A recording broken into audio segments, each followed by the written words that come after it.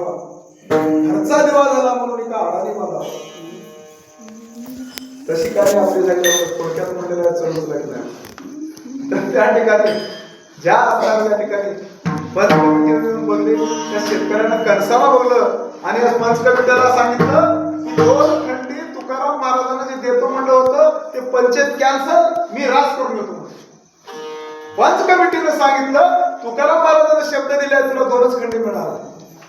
आम्हाला ते पंचकमिटीला बोलवता येईल. जेव्हा तुकाराम महाराजांनी त्या ठिकाणी त्यांच्या पत्नीनं देऊन ज्या माणसाला जेव्हा रास केलं तर 18 खंडी जेव्हा केली, 2 खंडी असताना त्याला देऊन टाकली, 16 खंडी शिल्लक राहिली.